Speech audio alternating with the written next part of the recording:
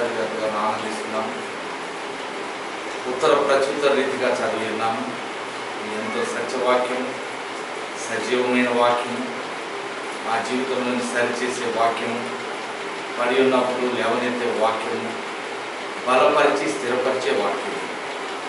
ఆ వాక్యంలో మాకు కలిగేసిన విశ్వాసం బట్టి ఉంటాం.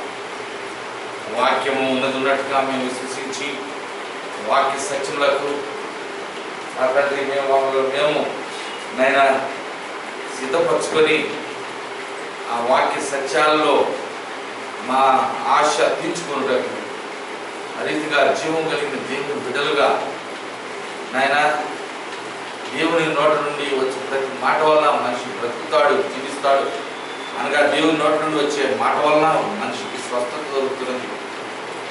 దేవుని నోటి నుండి వచ్చిన మాట వలన మనిషికి ఆరోగ్యం సమకూరుతుంది.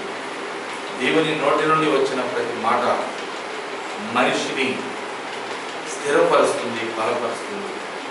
మనకి జీవిత మార్గాన్ని అది నాయన ఉపదేశిస్తుంది. ఏ సమయానికి ఏ విధంగా ఒక వ్యక్తి నడుచుకోవాలో తెలియచేసేది దేవుని వాక్యం. అది గొప్ప దేవుని వాక్యమును మేము ధ్యానిస్తున్నాం. అది వాక్యము వినాలని ఆశపడుతున్నాం. వాక్యం ద్వారా మాతో మాట్లాడుతున్నాం. మాకున్నటువంటి ప్రతి సవాలు మేము ఎదుర్కొని నీ ఎదుట దీని మనస్సుమై తిరిగి నరిగిన కలిగిన వారు, నీకు ఇష్టలైనటువంటి వారుగా మేము మలుచుకుంటాం. నీ ఆత్మకార్యమాలు జరుగుతుండగా మేము విధేయులమై నీ కార్యములకు తలవొగ్గి నీ అధికారములకు లోబడి నీ చిత్తములకు కట్టుబడి మా బ్రతుకులు ఆయన ధన్యం చేసుకుంటాం. మా సహాయం మధ్యాహ్నకాల సమయంలో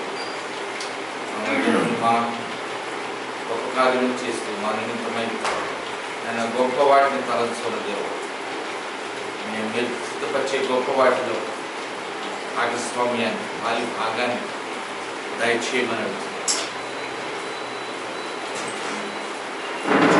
ఒక్కొక్కరిలో నీ కార్యం మేము భయం చేస్తున్నాము అడుగుతున్నాం. ఆమేన్. ఆమేన్. ఉండాలండి. దయచేసి మరి సమయం ముందు చెప్పినట్టుగా